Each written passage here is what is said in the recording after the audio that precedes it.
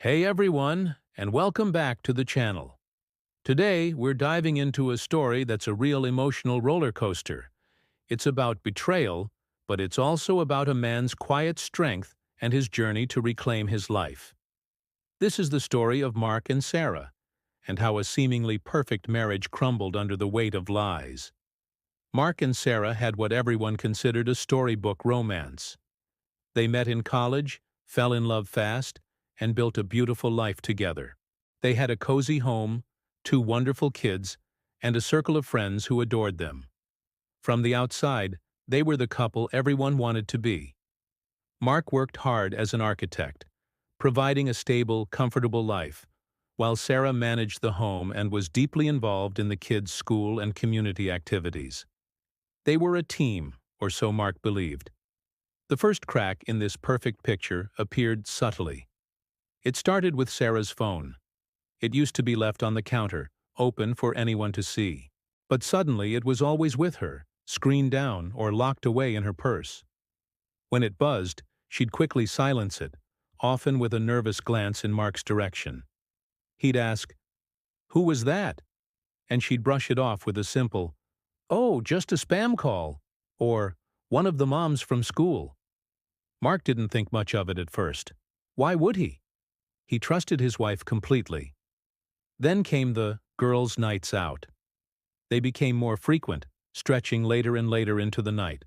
Sarah, who used to love quiet evenings at home, was suddenly always making plans. She'd come home smelling faintly of a cologne that wasn't Mark's.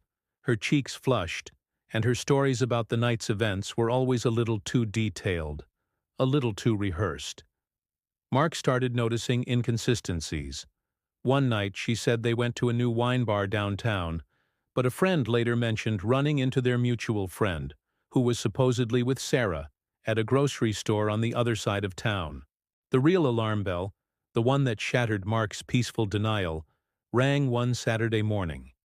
Sarah was in the shower, and her phone, which she'd uncharacteristically left on the nightstand, lit up. It was a message from a number he didn't recognize. The preview on the screen was enough to make his blood run cold. It read, "Last night was incredible. Can't stop thinking about you." His heart hammered against his ribs. It felt like the floor had dropped out from under him.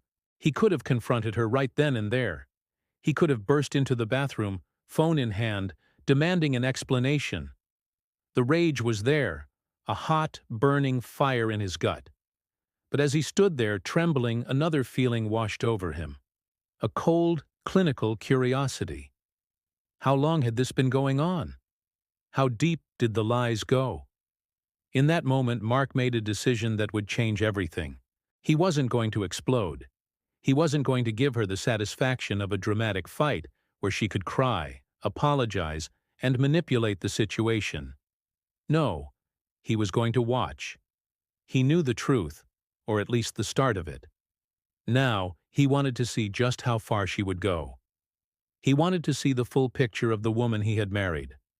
And so, the quiet observation began. Mark became a spectator in his own life. He started paying closer attention. He noticed the new, expensive lingerie she bought. "Just to feel good for myself," she'd said. He saw the receipts from fancy restaurants he'd never been to, tucked away in the bottom of her purse. He even installed a simple location-sharing app on their family plan, under the guise of keeping track of the kids. The data it provided was heartbreaking. Her yoga classes were trips to a boutique hotel downtown. Her book club meetings were intimate dinners for two. The hardest part was pretending. He had to smile at her, kiss her goodnight, and listen to her fabricated stories, all while his heart was breaking piece by piece.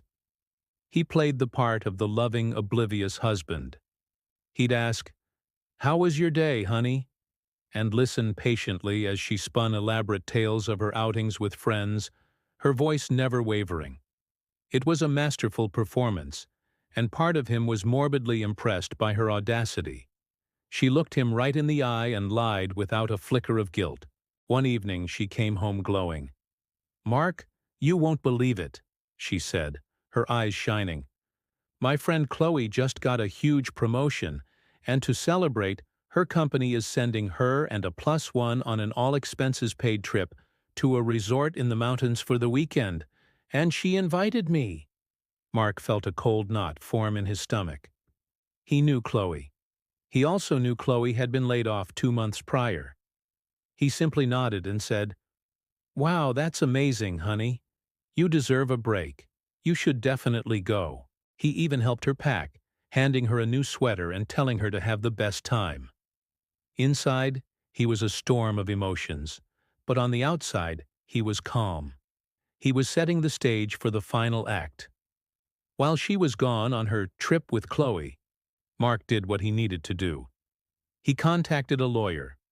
He gathered all the evidence he had collected, the text messages, the credit card statements, the location data. He laid it all out, creating an undeniable timeline of her deceit. He also made arrangements, securing a new apartment for himself, and starting the process of filing for divorce.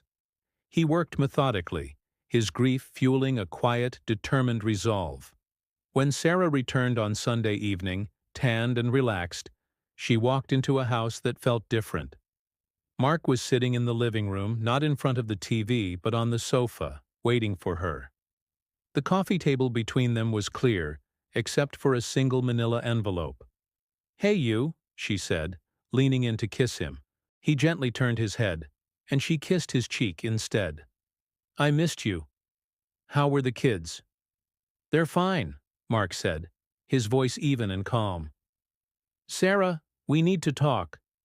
A flicker of panic crossed her face, but she quickly masked it with a smile. "Okay? Everything all right?" He pushed the envelope across the table. "I think you should look at this." Her hands trembled slightly as she opened it. Inside were printed copies of the hotel reservations in her name and another man's, the location data from her phone showing her true whereabouts, and screenshots of the text messages. Her face went pale. The color drained away, leaving a mask of pure shock and horror. She looked up at him, her mouth opening and closing, but no words came out. "I know, Sarah," Mark said softly, the quietness of his voice more devastating than any shout could have been. "I've known for a while. I just wanted to see how far you would go. I wanted to see how long you would look me in the eye and lie to me." The dam broke. The tears, the apologies, the excuses came flooding out. "It was a mistake. I love you. Please, Mark, don't do this." But for Mark, it was too late. He had already mourned the loss of his marriage in silence, day after day, lie after lie. "I've already spoken to a lawyer, Sarah," he said, standing up. "I've already found a new place. The papers will be served this week. It's over." He didn't stay to hear the rest. He simply walked out the door, leaving her amidst the ruins of the life she had so carelessly destroyed. Walking away was the hardest thing he'd ever done, but it was also the most liberating. He had faced the truth, and now he was free to start rebuilding his life, a life based on honesty and self-respect. This story is a powerful reminder that sometimes the greatest strength isn't in confrontation, but in quiet observation and decisive action. Mark chose to protect his peace and his future over engaging in a battle he knew he couldn't win. Thank you so much for watching and for letting me share this powerful story with you. If you've been through something similar, remember that you are not alone, and your strength is greater than you think. Don't forget to like, subscribe, and hit that notification bell so you don't miss our next video. See you next time.